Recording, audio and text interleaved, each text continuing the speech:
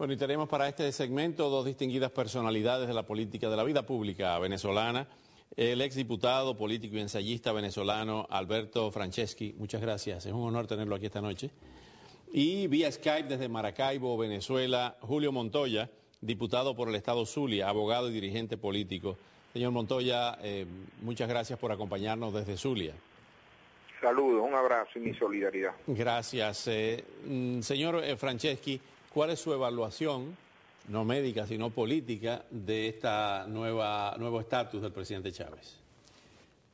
El problema es que los señores dirigentes del partido oficialista, el PSV, han mentido sistemáticamente sobre la enfermedad de Chávez.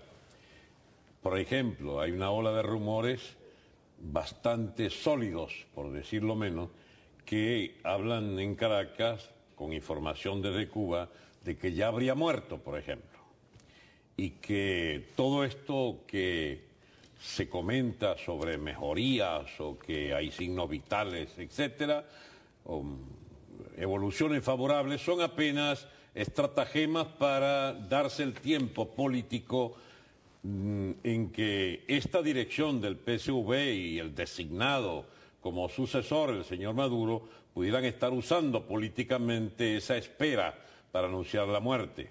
Hay quienes digan incluso que quieren hacer la estafa de anunciar la muerte el día que coincida con la muerte del Libertador, el 17 de diciembre, o que se anuncie un poco antes, horas antes de las elecciones del domingo, de manera que puedan surtir un efecto importante, significativo en el resultado de esas elecciones para gobernadores el próximo domingo.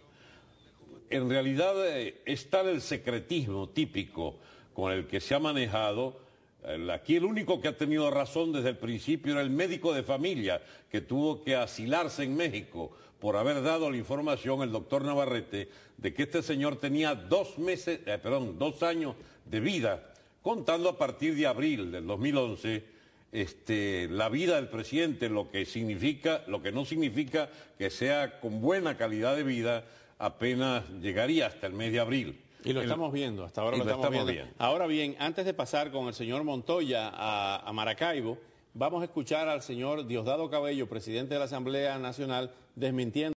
Pero está, señor Montoya, siguiendo con lo que decía el exdiputado Alberto Franceschi, se habla de que no panda el cúnico, que no cunda el pánico, como decía el Chavo, pero habla de situación crítica, luego de signos vitales, luego desmiente la muerte, pero la situación ha sido crítica y el vocero Villegas dice esta tarde temprano que hubo una hemorragia que se le presentó en el proceso operatorio.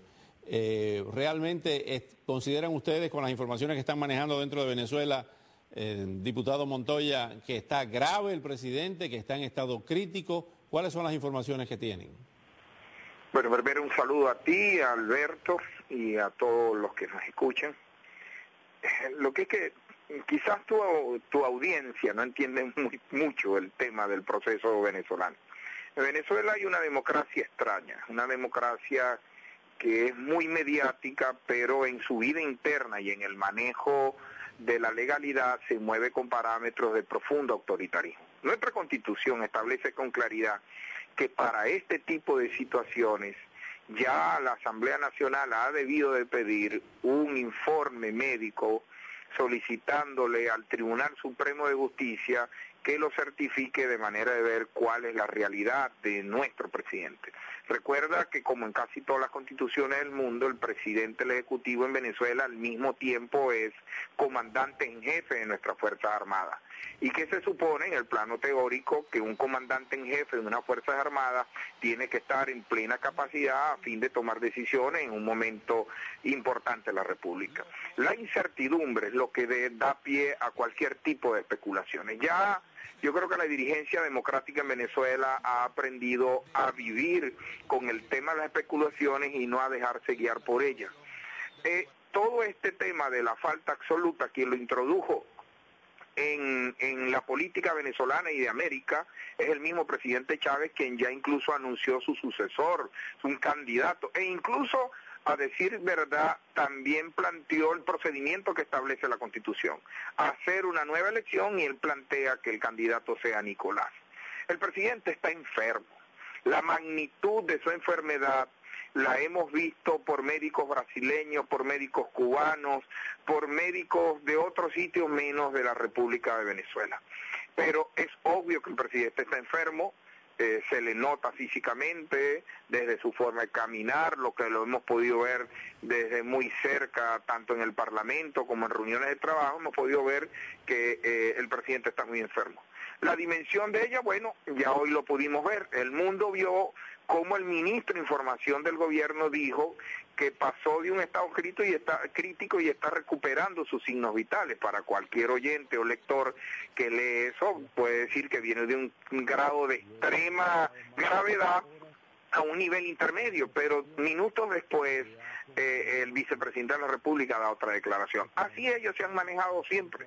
Ya hoy están manejando, recuerda que hoy en Venezuela se termina la campaña electoral. A las 12, de hecho yo vengo de un evento, a las 12 se termina la campaña electoral y ya ellos empiezan a publicar en los periódicos de Venezuela una cosa como esta, transforma tu tristeza en votos y regálale a Chávez un mapa rojo, utilizando la enfermedad del presidente Chávez de manera descarada en el tema de las elecciones. Entonces, vamos a escuchar lo que ha dicho uno de los aliados presidentes de Sudamérica, en el caso de Rafael Correa del Ecuador, con relación a este tema. Nadie es imprescindible, dice Rafael Correa. Sí, es una despedida de Chávez. O sea, lo que ha dicho Correa es sencillamente preparémonos para lo peor. Hay que reajustar el escenario latinoamericano, habla de los procesos revolucionarios de Ecuador, Argentina y Bolivia, y nos mete en el mismo saco, que son gobiernos más o menos bajo control de instituciones y donde hay separación de poderes, a la piltrafa de régimen que hay en Venezuela, que es un régimen, digamos, marcado por el autoritarismo y el despotismo más extremo. La desaparición de Chávez, y es una pregunta que se la hemos hecho a varias personalidades como usted de Venezuela, ¿están todos los cabos atados, como dijo Franco, o pudiera producirse un proceso de inestabilidad política ante la ausencia del caudillo? Creo que vamos a un proceso muy crítico de inestabilidad. Estas noticias del vicepresidente o del otro... Villegas. No, el Villegas es solamente ministro de Información. Hablo de Diosdado Cabello y Nicolás Maduro. Esos son jefes de las dos más fuertes fracciones del partido gobierno que van a disputarse a dentelladas el poder político en Venezuela en las próximas semanas y meses. El propio tratamiento de la enfermedad tiene que ver con que Cabello, que es, digamos, el hombre fuerte del sector militar y no pro-cubano del ejército venezolano, se habla incluso de una ruptura abierta con el régimen de Castro, ahí está ganando unos puntos. En su primer viaje a Cuba en 14 años está hablando Cabello de que está rodeado de Fidel y de Raúl, así como... ¿Cómo interpreta usted ese viaje? ¿Por qué ese viaje? ¿Lo mandó a buscar Chávez? Claro, es una... o ni siquiera Chávez, a lo mejor ya está fuera de combate el señor Chávez, lo han llamado los hermanos Castro para ver cómo arreglan, a ver si es cierto o no que habiendo dejado Chávez un legado explosivo, por supuesto, a su Delfín Maduro, no lo ha convertido en el candidato del fin, o sea que se acaba aquel asunto y quieren entonces algunas garantías de Diosdado para que dé viabilidad por la vía de las Fuerzas Armadas a un régimen que ha llegado a su fin. El chavismo termina con Chávez, puede quedar como una ideología en manos de estos irresponsables que van a querer, digamos, mantener una autocracia como la que ha mantenido Chávez, sin ninguna capacidad para dejar instalado el despotismo habitual. Ellos no tienen esa capacidad que tuvo Chávez para manejar el país como lo ha manejado por 14 años. Y lo grave es que desde la oposición hay varios problemas pendientes de liderazgo que no están resueltos. Acaba de ser derrotado, según muchos de nosotros, digamos, de mala manera, un candidato escogido democráticamente por la oposición, pero que al subordinarse a un CNE tramposo, un Consejo Nacional Electoral tramposo y ventajista como no hay en el planeta Tierra, algo parecido. Bueno, quizás en Corea del Norte, algo así, no sé. Pero ese CNE nos ha provisto entonces una condición de partido, de, ¿cómo se llama?, de fuerzas de oposición minoritaria cuando todos tenemos la convicción de que somos mayoría en el país. Aunque son mayoría en el país, nos quedan apenas 5 segundos, señor Franceschi. ¿Está la oposición preparada para el postchavismo? Depende del líder que se escoja. Si Capriles. No creo, para decirlo con absoluta sinceridad. Él fue apenas un candidato bien votado, no llenó las expectativas para defender esa mayoría que creemos nosotros. Sí tenía la oposición unida y va a abrirse una situación de vacío de poder, donde la cuestión militar va a estar en el centro y donde la conducción política de quien dirija el país va a estar planteada. Ellos van a dividirse en dos bandos.